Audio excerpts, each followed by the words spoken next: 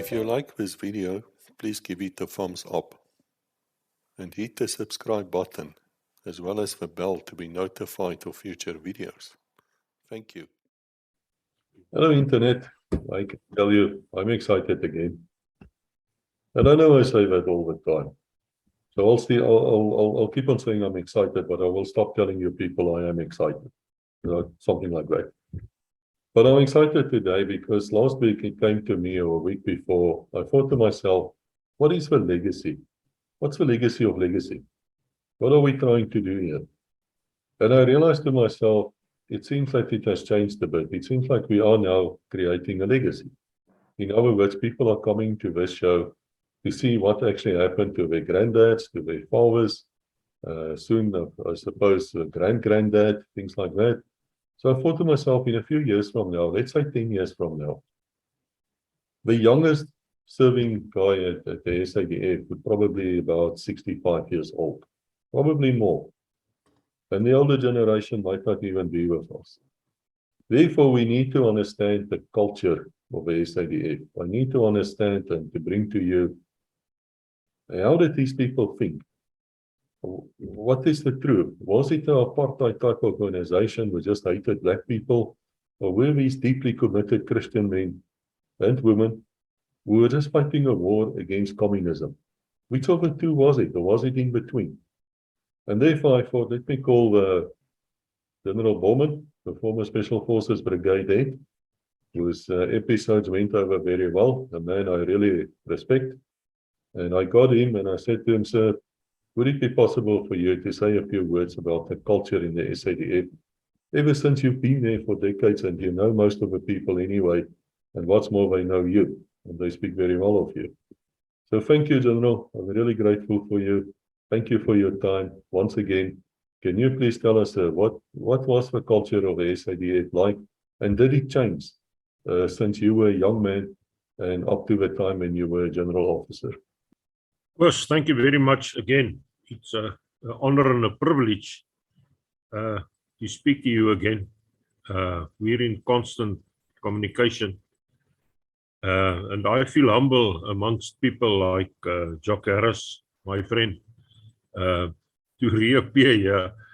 But it's difficult to define the term culture. And I've done a bit of reading on this. But I'll first go into a little bit of theory, because one can write a doctorate thesis on just the word culture. And then I'm going to bring it into the practice that we had in the South African Defence Force. I must just mention here, when I started in 1966 in the Army Gymnasium, the only people of color that wasn't whites were colored people in the Cape, in the colored corps. And they were the batmen. They were not used in combat or anything. They were officers, batmen. And a warrant officer, now listen to this, and I'm being honest and sincere. A warrant officer in the Cape Colored Corps with rows and rows of medals had to stand attention to a white private that's 2 days in the army. And when I left in the year 2000, we had a black chief of the Defence Force and a black chief of the army. This is the transition that we went through. And the main thing is culture. And I'll come to the situation that we had with culture in the National Defence Force. Now, culture is the study of differences. And you can also say it's a study of adversaries or diversities. To be diverse, and we are not all the same. It's not like if you look at the Northern Korean soldiers on parade, they all look the same, they all dress the same, and they all are the same. We never have that in the South African Defence Force, and most definitely not in the South African National Defence Force. Each man has his own culture, and your culture is formed while you were in your mother's womb, and it ends in your coffin. Every birth is different. I'm not talking about the biological birth, but how young kids are accepted into families, and at the end, how funerals are finished off in South Africa, send-offs, cremation, or whatever the case might be. And so there are so many differences in this situation. Our cultures are formed, and I'm just going to mention a few pointers. As I said, in your mother's womb, at birth, your parents, they've got a very big influence on your culture. Then, of course, going to the school, languages. I'll come back to languages. Just a little bit of humor there. The food that you eat, your family, your friends, your peer groups, your school, university, tertiary education, and your church plays a very, very big role in forming your culture, your religion, the dogma that you follow, the clothes that you wear, the sport that you play, and then, of course, traditions that you have in your cultural group, and then the music you listen to. And I can carry on. One can write books about this. Coming to language, we all speak English in South Africa. That's the predominant now language in South Africa. It's a lingua franca, as we can say. But there are various differences in how we approach English and how we speak the English, the Queen's English, as we used to say. Talking of languages, a guy spoke to a French, a Spaniard, and a Portuguese guy, and he asked them, listen, this word mañana, which means tomorrow, what you, as a Spaniard, what do you connect to this word mañana? They said, oh, well, mañana means perhaps tomorrow. It can wait till tomorrow. It's not so urgent. We can wait till tomorrow. He said, okay, I understand that. And then he asked the Portuguese guy, what is your opinion or your stance towards the word mañana? He said, yeah, it's about the same, but it is not as urgent as the Spaniards wanted. So it's one word in two different languages. It's got one meaning, but it's the connotation that you have to that word. So that is very, very important. We can carry on with definitions. And one definition that I got is of culture. It's the state of intellectual development. The state of intellectual development. We can also say the state of traditional development, heritage development, and human development. All these words we can fit in there, and it fits absolutely complete in that area. In South Africa, we've got 11 official languages. And still there are a few more, like the Khoi and the San. And of course, the language the deaf and dumb people speak, sign language, and so forth. But there are many, many dialects in each language, even in Afrikaans. I'm Afrikaans speaking. There are so many dialects. For instance, in the Transvaal, we've got a certain way of pronouncing words. And it's full and round. Then you go to the Northern Cape or Namaqualand, and for us, they speak a very flat Afrikaans. But it's a beautiful Afrikaans that they speak, and we enjoy it. And it's Afrikaans full of humor. Then you also get your Afrikaans that they speak in the more metropole areas that you can't say the difference between English and Afrikaans, because there are so many English words that they mix into Afrikaans. But this is not unique in South Africa.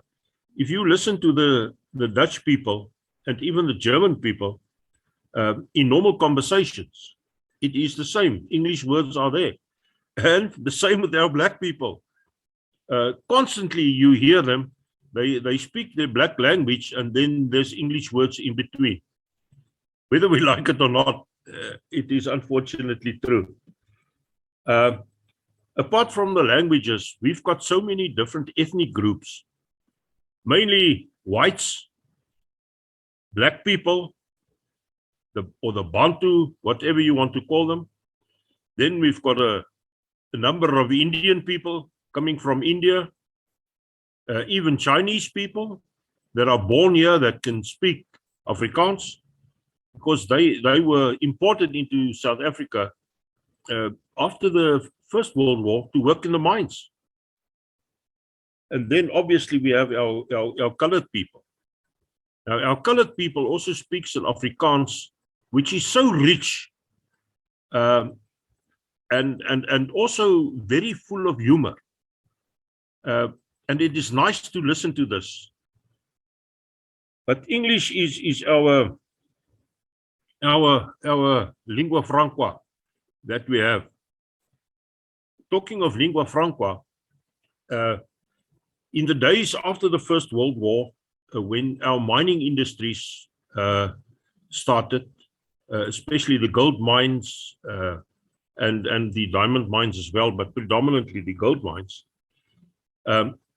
they had a language called Fanagalo, which means in the Nguni language to do so, Fanagalo.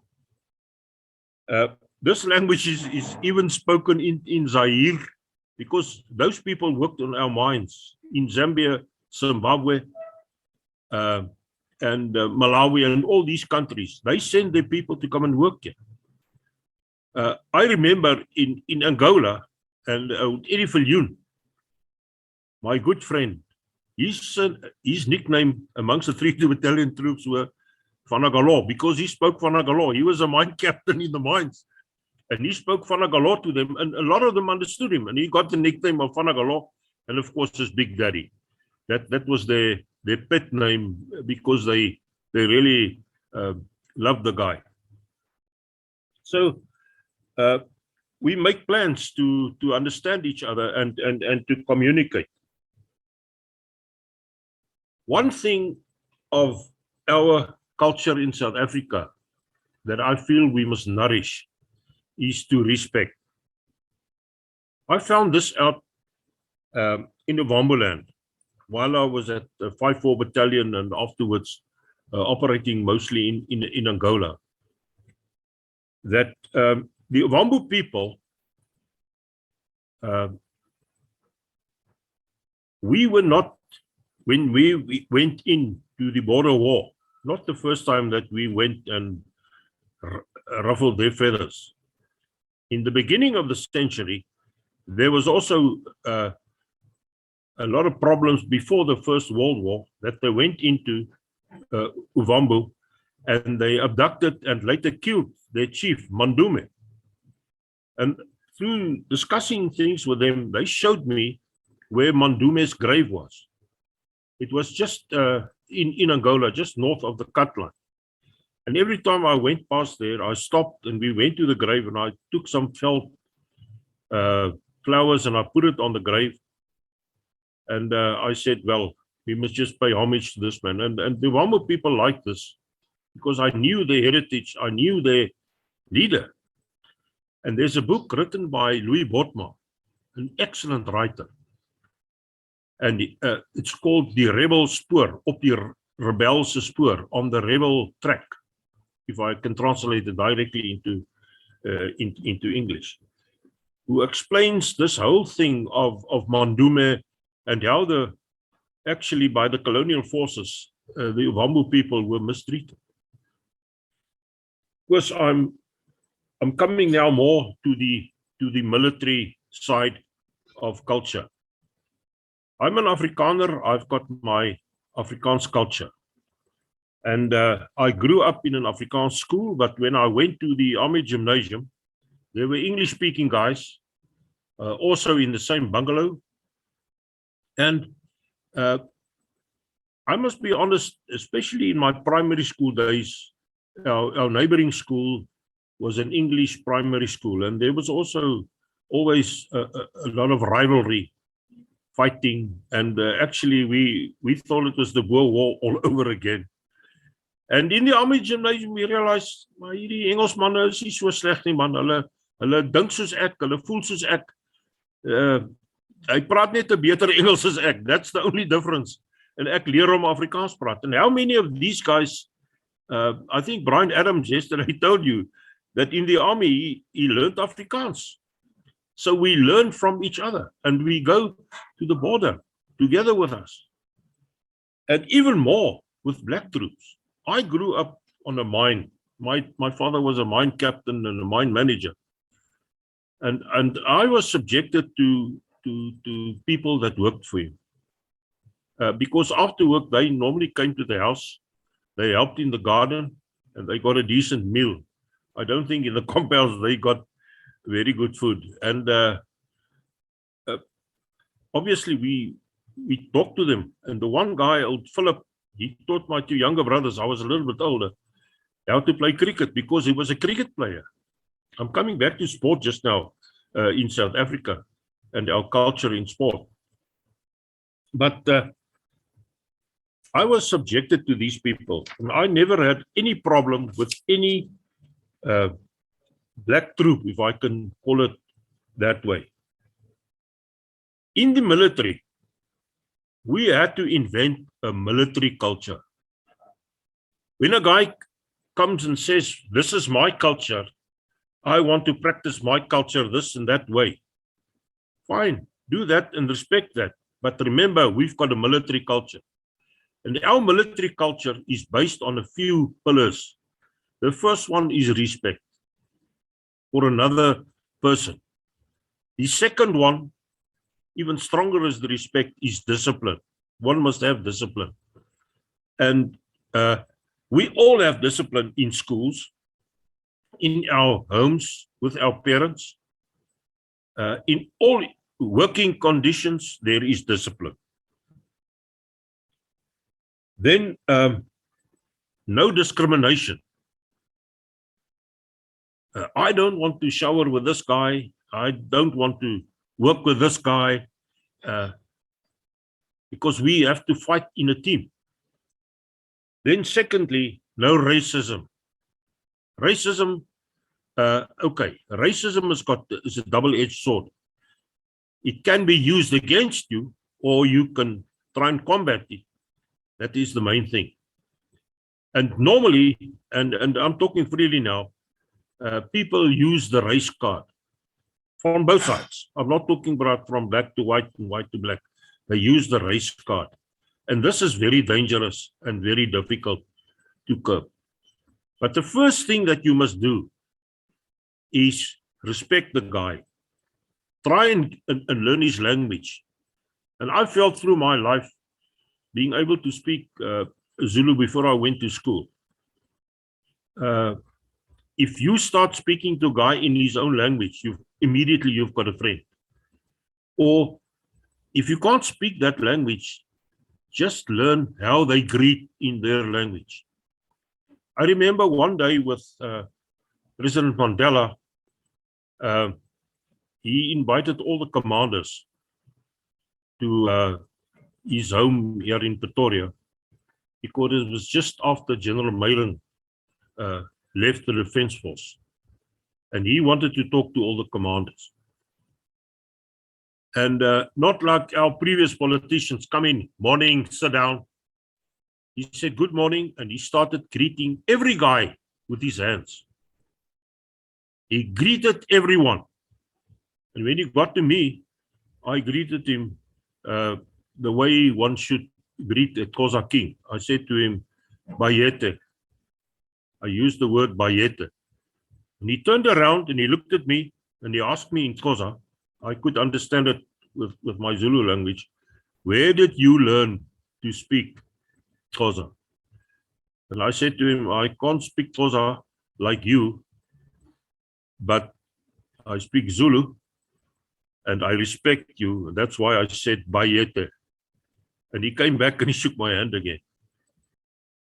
I'm not going to go into the detail because later I had quite a lot of meetings with him, which was all very positive. But that's for another day. Now, talking of culture, and I pointed out a few things that are the pointers that forms our culture, the way I was brought up. And of course, I'm going to tell you this story. The Uvambu people mostly stayed in Uvambu. They went to school there, and they had their teachers training college there at Ongwadiva. And they either went over to Swapo or they went down to Windhoek and they worked in the mines at Tsumeb, the copper mines. But they were really staying there. And one thing that we found out, that the Uvambu soldier cannot climb steps because Uvambu is flat. From Ruakana to Oshakati, the area drops 18 inches. They're not used to do hill climb and climb steps. And if you wanted to punish them, you made steps with sandbags and you told him to run up. His muscles were not developed to do that. The second thing was, they didn't know how to box. They're not an aggressive nation. And when we had very controlled boxing tournaments in the bases after hours, you could see they didn't have the boxing position, and we had to teach them this. Now, you get these Uvambu troops actually coming from the bush. They were educated because we didn't take people without standard 8 at that stage, grade 10. The first morning, they mix with the white troops. They barge into the queue for breakfast. Then there's a little scuffle, and words are flying. And then this is where the leader group comes in to control this and to tell them, you fall into a queue, first come, first serve. Then they don't use the spoons to take out the food from the dishes. And then there's another scuffle. And so they carry on. And so they grind each other in a very positive way. And they become friends because the white troops need these guys to translate and to communicate with the local population and enemy, and they know the area. So they need them. And you know, of course, they even, when they went on 7-day passes from the operational area, they even took these Uvambu guys back home. You go and show them where's Johannesburg, where's Pretoria, where's Cape Town. This happened, and they become friends because we needed each other.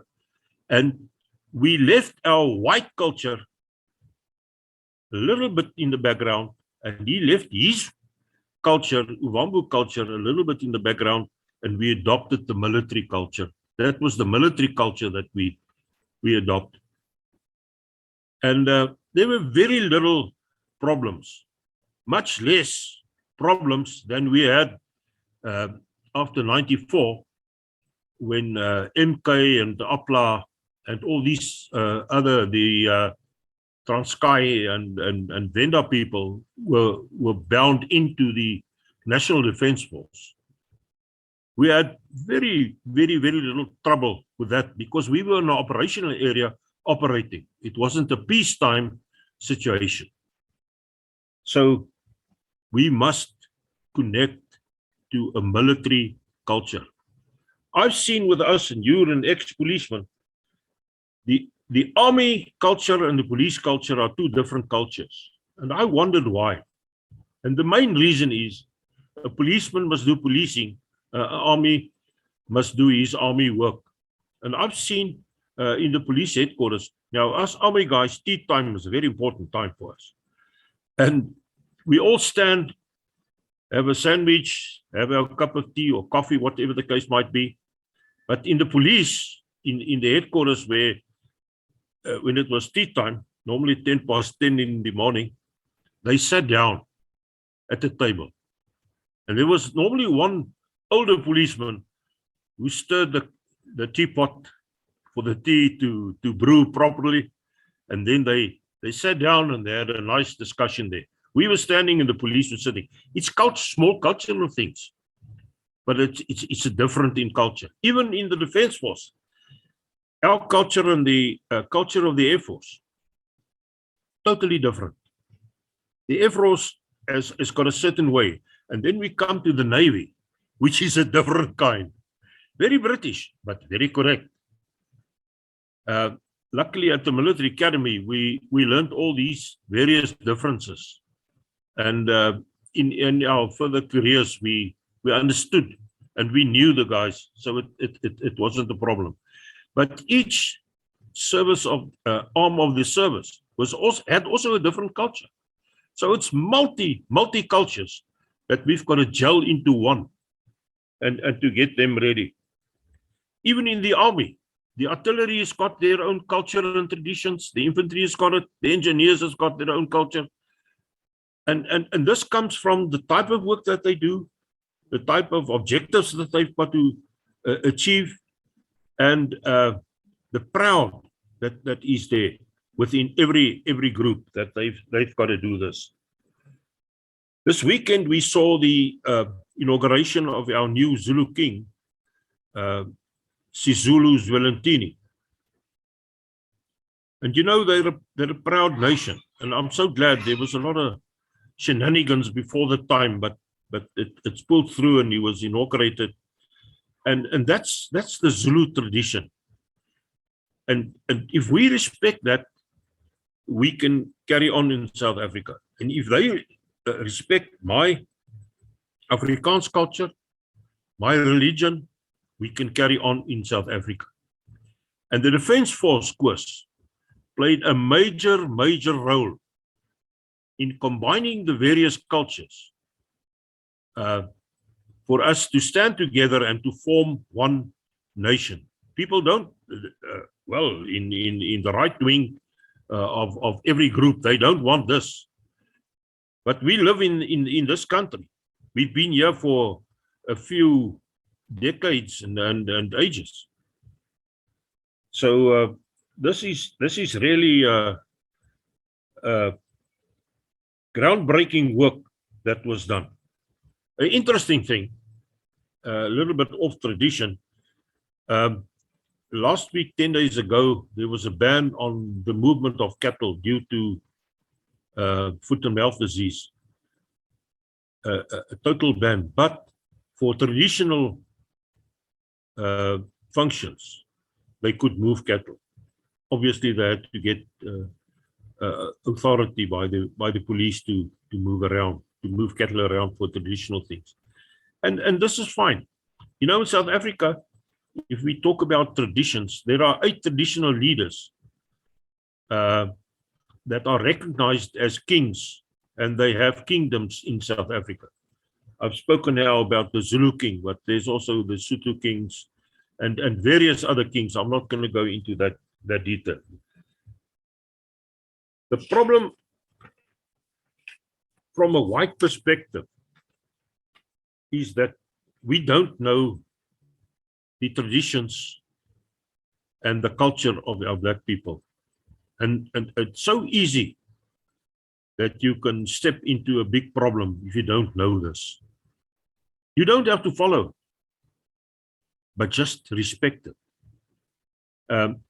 At school, we had anthropology, they called it volkenkunde, but it's really, we didn't even scrape the top of the barrel. It really wasn't good enough to equip you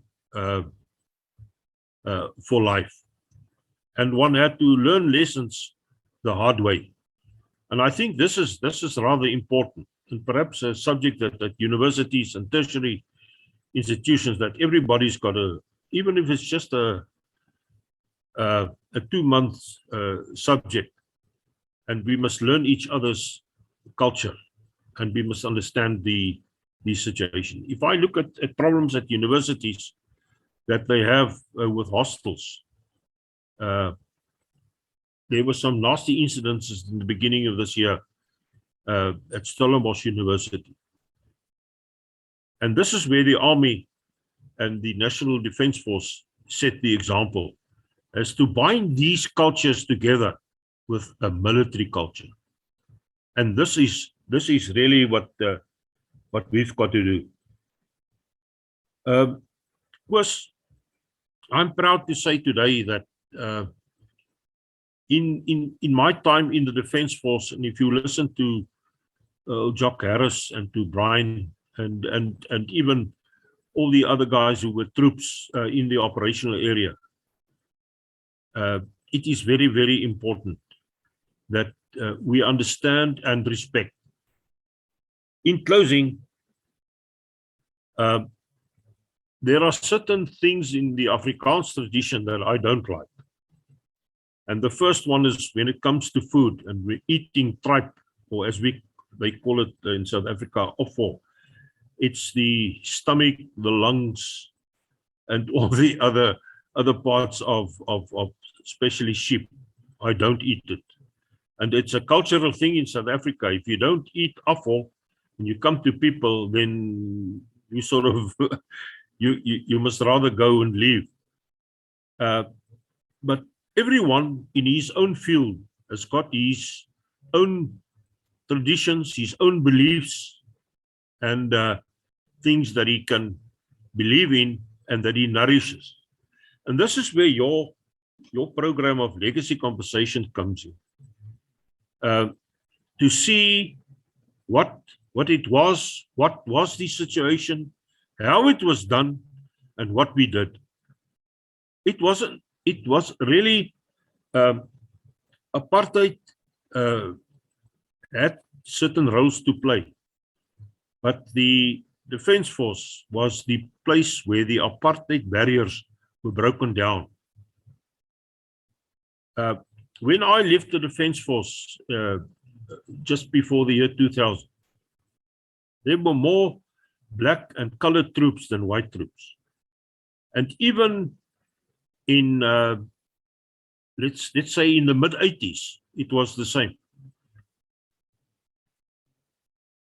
And honestly, the Defence Force was the forerunner in the cultural blending of various cultures into one situation, and that is to defend our country. Of course, I did a little bit of reading on this, and it was very informative for me as well to think back. And this is a situation that we've all got to bear in mind. Living in South Africa, with people that we meet in the street, just respect them. And even if you can just greet him in his own language, you'll see a smile on the face. And I feel the same. If a black man comes to me and he speaks in Afrikaans, I make a point of it and say, listen, where did you learn Afrikaans? You speak it beautifully. Thank you very much. Then you've got a friend. The other day, we were in a restaurant. Of course, and I'm going to end off with this. And we were three. It was a Mimi and a friend of ours.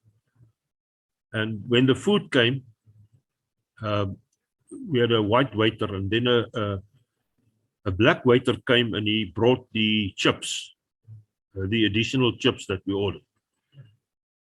And I was on the way to tell this friend of ours and Mimi, let's hold hands and pray for our food. And the guy took my hand away, and he held my hand, and he held my friend's hand. And I said the prayer. And when I said Amen, he also said Amen. And I said to him, thank you very much. I really appreciate this. It's our food, we're going to eat, but you pray with us. Where do you come from? And he said to me, you can speak all 11 languages, including obviously Afrikaans and English. And that's the way we must, it's impossible for us to speak all the languages. and the black people, they can all speak Afrikaans and English, and a minimum of 3 other of the 11 languages they can speak fluently, read and write. But this is where we've got to patch up. But culture is a binding factor. One mustn't see it as a factor that pushes us away. Of course, that's my story. It's always an honor to listen to you, sir, and there's a lot which we learned. I always thought of the army as being an Afrikaans type of institution, and the Air Force to be somewhat English, most of the pilots, and the Navy, as you said, based upon the Royal Navy, totally English. And of course, there would be different cultures in those things. Did that matter between you as officers when you meet the other officers of the other units, of say the Air Force or the Navy? What language would be spoken?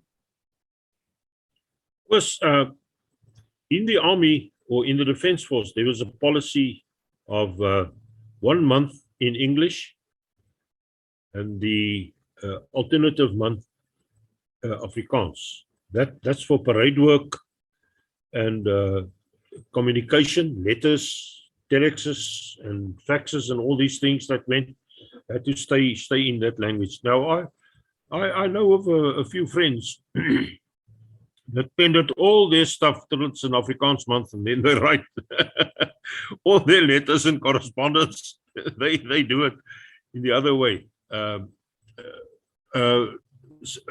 That was now purely in the army, but there was a lot, and especially with national service. I mean, English and Afrikaans, I want to say it's about 50-50 or 40-60. I could be wrong. And honestly, if you give instruction, you must cater for the other language. During exams now on courses and at the military academy, you could answer your papers obviously in language of your preference, and the questions were all in both languages. I don't know what they do nowadays, because I strongly believe in mother tongue education. But coming back to the Air Force, obviously we had a lot of things to do with the Air Force and courses together and working together in the operational area. It doesn't matter. But they are mainly in English. Their terminology is in English, and especially the Navy as well. They are very British orientated, and I'm not saying this in a negative way. I think still it is the naval tradition to be British and to be royal, but it's not a bad thing. I'm not degrading the fact, but luckily we were on courses together, even with the Navy and the Air Force, and of course the medical service. And it started at the academy. It started on various courses, on exercises. We have had combined exercises, and then the operational area was definitely the molding area of getting these cultures together. But to speak in English is not a problem for most of us. There were various jokes that we had and real stories, especially in court martials. And I told you the one story, but the one that I didn't tell you on previous occasions was in this one court martial, the one guy was defending a troop that went AWOL, cut and dried, simple case, and so on. And he had a lot of books that when he got to his stable and everybody was sworn in and saluted, and just before the proceedings started, and he packed out all his books, and the one book that he had there was Kook en Geniet. Just to give the impression that he's got a lot of books, he's got book knowledge. And when it came to a phrase that he wanted to refer to his learned friend, you now as a legal man should appreciate that he couldn't get to the word learned friend, and he said, and now my clever pal, this is when an Afrikaans guy tries to be very wise on legal terms and terminology. He's clever pal, but yeah, we had a lot of fun actually in that field. I once was prosecuting an officer. He had a problem with a lot of Jewish troops, and I had a laugh there because in his testimony, this Afrikaans lieutenant, he couldn't get to all the words. We really had to get an interpreter now, but it was all fun. But we've got an advantage, because look at the Americans; they can only speak their type of English. Look at the Brits; they actually, they're special forces guys. They specialize in foreign languages, French, German. Which is very important to them in the NATO context, but they do specialize in that. We were fortunate that we could speak English and obvious Afrikaans. And with Afrikaans, we could speak to the Flemish people in Belgium and the Dutch people.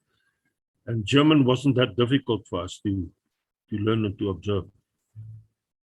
And then our black language is a very small amount of officers that I knew could speak indigenous languages, and that's a drawback.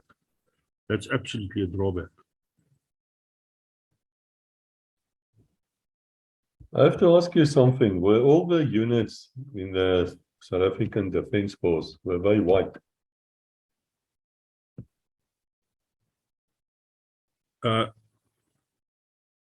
Let's start when I went into the Defence Force. All the units and the units that observed the national servicemen were lily white. The black people that I saw were pioneers. They were guards, and they still had assegais and so on. But this is a tradition that came from the Second World War. In the Second World War, we had black troops, but their main job was as drivers and to dig trenches and to build barricades and that. We had colored troops, but they were the batmen, and they also did auxiliary tasks. They didn't do fighting tasks. This is now from the Second World War. Then we started with the South African Colored Corps, which Brian Adams was a member there, and Nick Mostert was a commander there. And they later, when we started going to the operational area, manpower shortage, they came up and filled a lot of gaps in the operational area. Then in the middle 70s, we started with the ethnical units. The first one was 2-1 Battalion in Lens, where we recruited black troops. Then I want to tell you a very interesting story. He's now retired, Brigadier General Steve Maloma. His father was a batman or a waiter at the Army College, and he went to then Colonel George Kreis. He said to him, "Man, I've got this son. What can I do with my son?" He said, "I'll organize, send him to 2-1 Battalion." And Steve worked himself up from a laborer's son as a brigadier general, and he was the GOC of Special Forces. And then, as I said, in the mid-70s, we started with ethnical units in Matuba-Tuba. We started off with units in the Free State, and all over the country there were ethnical units. When I was in Messina, I had a 116 Battalion, who was predominantly from Leboa, people from Leboa, and then obviously we had the units from Transkei. We had units of the Venda Defence Force and Bophuthatswana, and we had the Ciskei. Yeah, so these areas formed defence forces. They had white leader group, later black leader group when they were qualified and up to the standard of being commanders and so on. And they were all bound into the National Defence Force. So at a stage, we were lily white. And gradually, the situation of non-whites came into the Defence Force.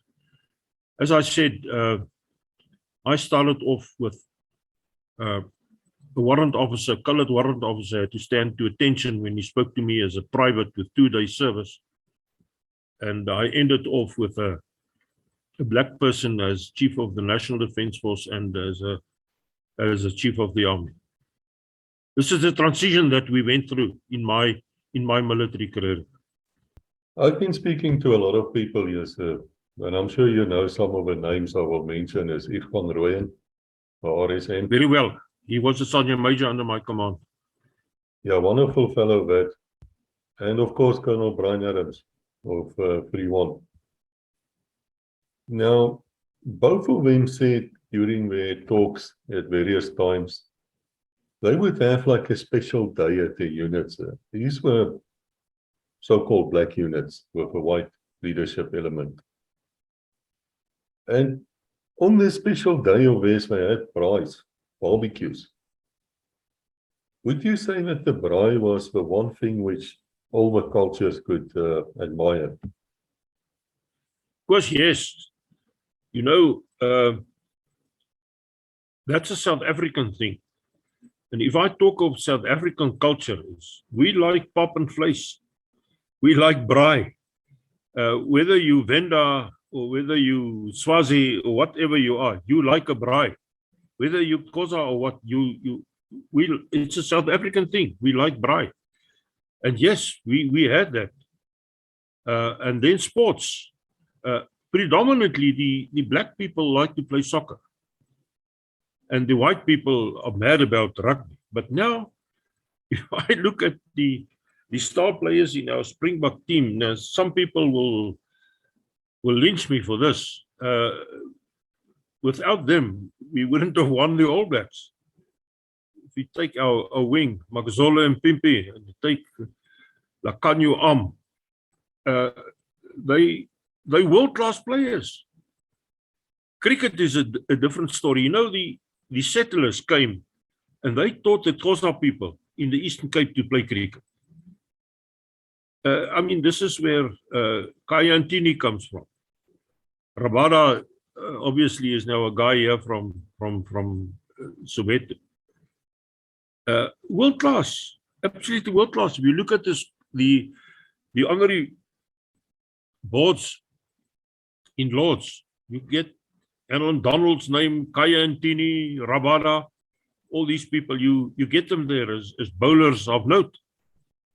And this is a South African thing. We like sports.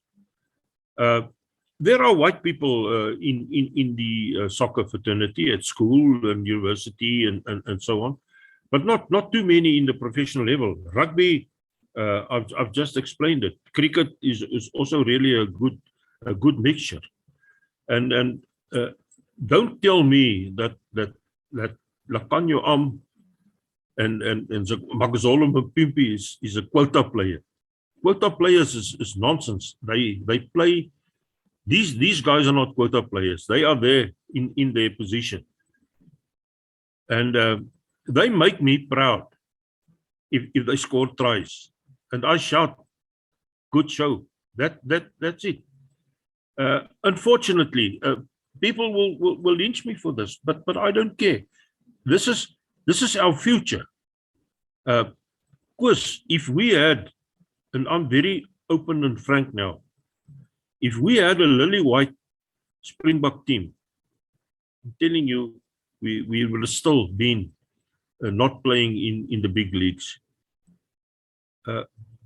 This is unfortunately the situation in South Africa. We can't just be exclusive.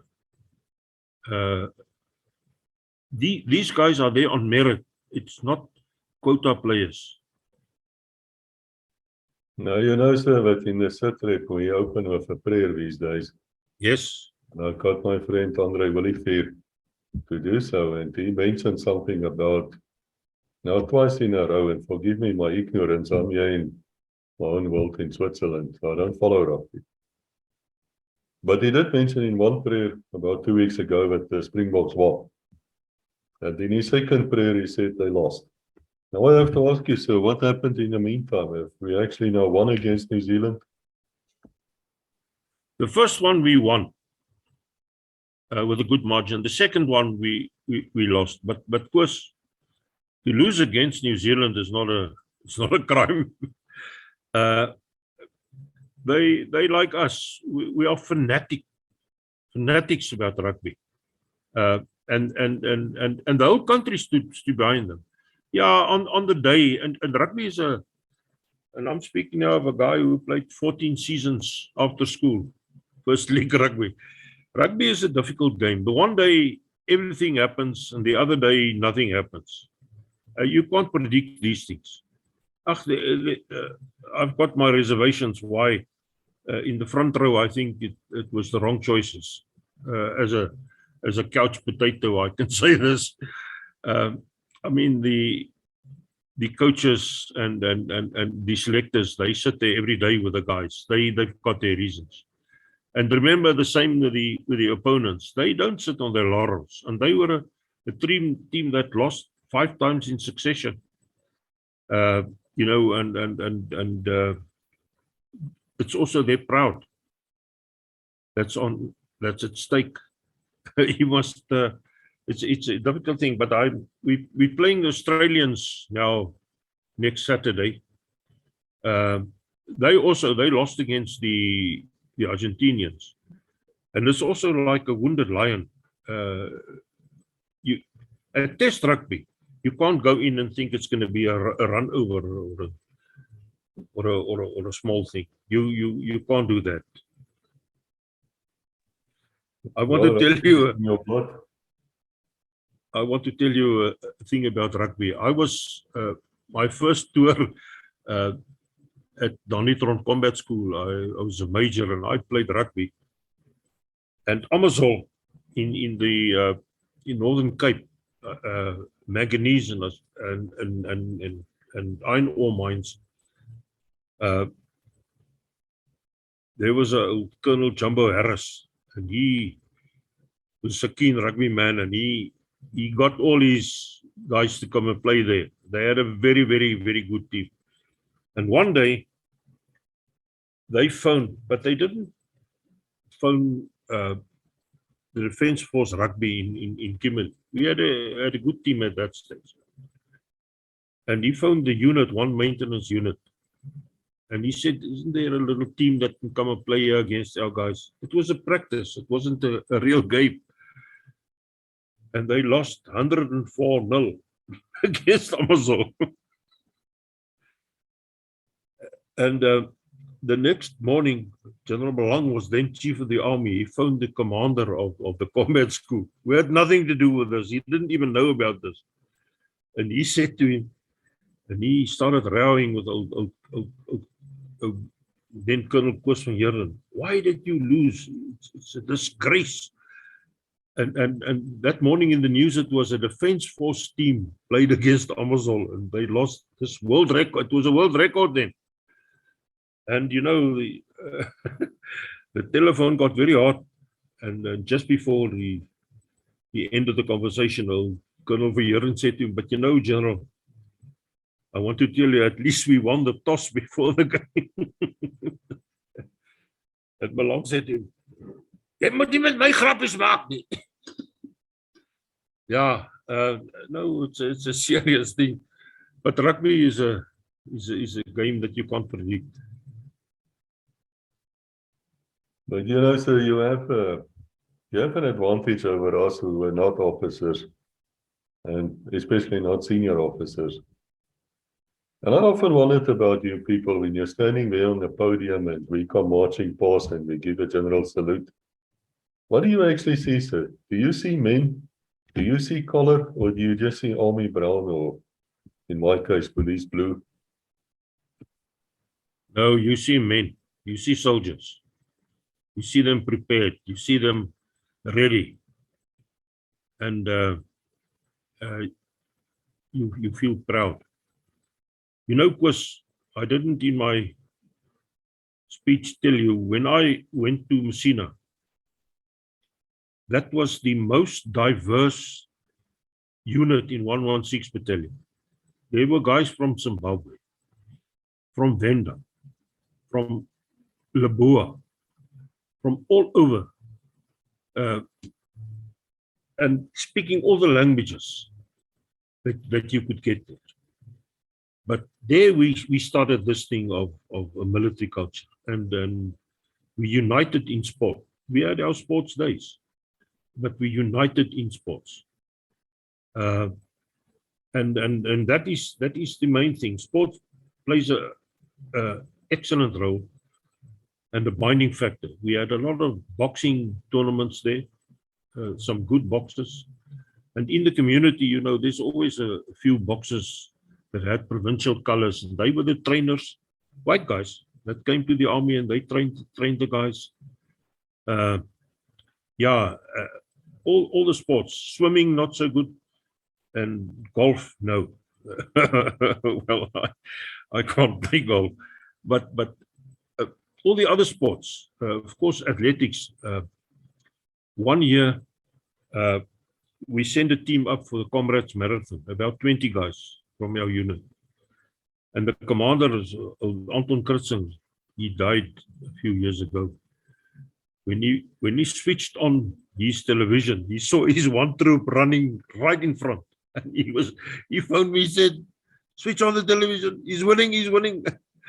Unfortunately, he came 70th. But that was just the to start off, he took a hell of a pace, and that was his downfall. But he came 70th. He got a silver medal.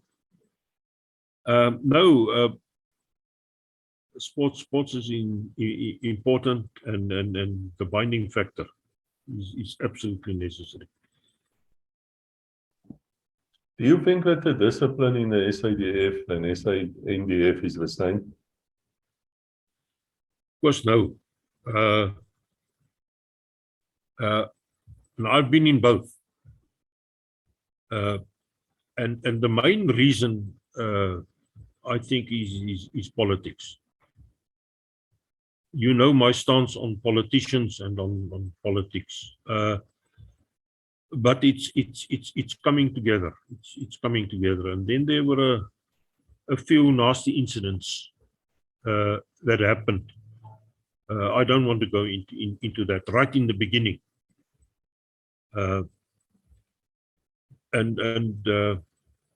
It's a very difficult thing. But I think they also, I know the new National Defence Force commander is very strict on discipline. But corruption is also still there, as it is a disease all over in South Africa. And these things is not right. You know, corruption is fish rots from its head, and the tree rots from the top.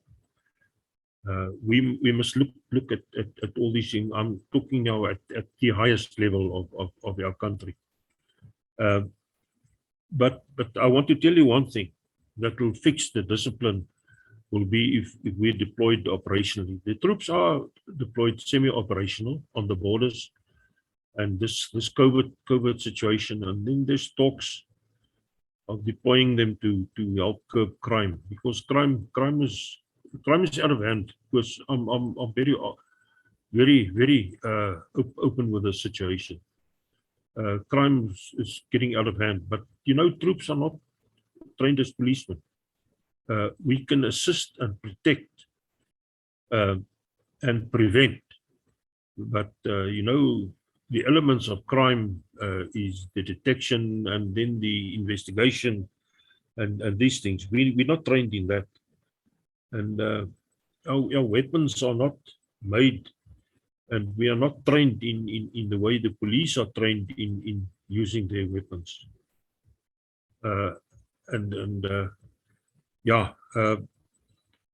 Then the discipline will come back. And remember, I'm going to use the word, I'm a couch potato now, looking at the Defence Force. But this is what I gather from the news and talking to friends and the situation. And the other thing is, our troops are deployed and they pick up very, very good experiences deployed through the United Nations, especially in the Congo.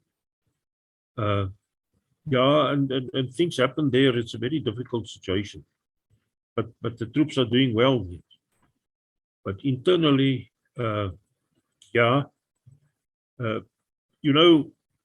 when we, and I'm being very, very open and frank, when we started with especially the MK coming in, and some people got the rank of a general. I, one morning, as a brigadier general, had to go and speak to a major general sitting at a car wash after he had 3 beers already, in full uniform.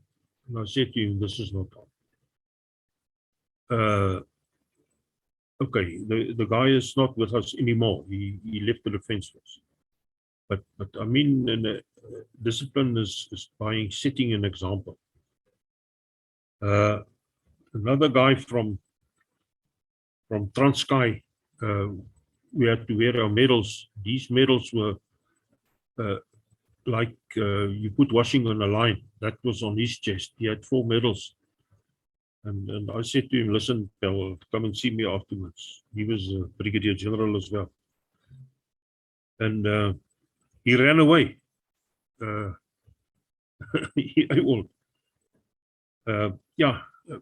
But these things are ironed out. But I see a good future for the discipline situation. The same applies to the police. Criminality in the police is not good. I think the Minister Bekachele has got his hand full.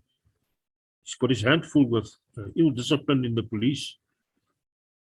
But I do think with strong measures and good disciplines, these things can be curbed and must be curbed. But criminality is out of hand, of course. We can say what we want, but it's out of hand. If you look at the statistics that was released last week, it's not positive. It's very, very negative. And everything starts with discipline. And the one politician from the Communist Party, he said it's not the police's fault, which is true. It's a social thing.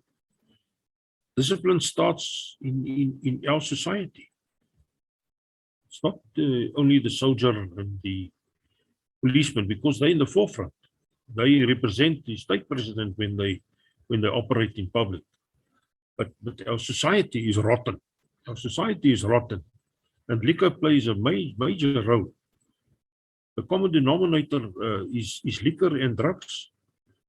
This is when all these violent crimes start, and that we must definitely curb. But if I look at America, and I think, and I look at the drug problem in America and in Europe and Britain, I'm very worried about this world of ours. I'm very worried about our world. Would you say that the SADF was a God-fearing type of institution? Okay, of course, first of all, yes, the SADF was God-fearing. And the reason was, coming back to my troop days, that was our culture, is to be God-fearing. And the same applies to the English-speaking guy. They also God-fearing. You know, one thing, and it's a very sad story. One of my friends, Sherman Thomas, we were at the military academy together, English-speaking guy. But in the evenings, we had a church service, Dutch Reformed church service, in the base at Saldanha, and he attended that every time with us. Burkies, he went to church with us, and yeah, unfortunately, he passed away. He was in charge of that Boeing in 95 over Jan Smuts. Over the World Cup. He was in charge of that Boeing, Sherman Thomas. He left the Air Force and joined the Airways, South African Airways. But God-fearing, we are chaplains, but traditionally, we are God-fearing. And the same applies for the black troops that came in. They had their nominations, and they were God-fearing, and they attended the church services. And through good discipline and all these things, and that kept us together. I also saw in the Wambo land, the Wambo people are very religious people, belonging to the Elok Church, the Uvambo Lutheran Church. So there wasn't a problem. It was always heartbreaking if you go through the kit of deceased Swapo people and you find Bibles in their kit. Even they were God-fearing. And this is one of the binding factors in the cultural binding of the National Defence Force and the South African Defence Force. Well, Internet, you know, when you start speaking with people like General Bornman, that's when you realize that the wisdom which comes through age and experience. I don't know when you're going to watch this video. It might be, as I said in the beginning, 10 years from now. I might even be dead, probably. A lot of you listening here might be dead. And I want this to live on. I want people to understand that the SADF was not just a lily white unit, lily white army, hell-bent on defending apartheid. It wasn't like that at all. By the end, it was fully integrated, and there were black soldiers, a lot of them, as the general said. It's also so that there were always more black operators in special forces than white ones. And these men and women had to work together. They had no choice. And that's why I asked the general, what do you see, sir, when you're standing on that podium and we come marching past, you know, us who were not officers, who were not never in our lives will ever be standing taking a salute. What does he see? And he said he saw soldiers. He could have said he saw policemen in my eyes. He didn't say I see white people. He didn't say I see black people. He said he saw soldiers. And this reminds me of something which happened in the Vietnam War. When there was a black captain of the army, of the US Army, got attacked. And he said afterwards, he said something like, I don't see color, I see army green. And of course, he was referring to the green uniform at that time. And I think we can say the same with the SADF. I've been now closely involved with units like 3-2 Battalion. I'm touching on 3-1 Battalion. These are fully integrated units. And of course, I have a lot of friends in the police counterinsurgent units, as well as like in Kufut, fully integrated. So let the lie that people say that it was an apartheid army. You know, that's a liberal nonsense. And I have a lot to say about that, but I don't think YouTube will allow me to say what I want to say. So thank you for all of you for listening here. Thank you for contributing. If you want to talk to me, you know what to do. Get hold of me. Just contact me. Send me an email. I'll definitely come back to you. I'll schedule a date and let us take it from there. Until we meet again, God bless.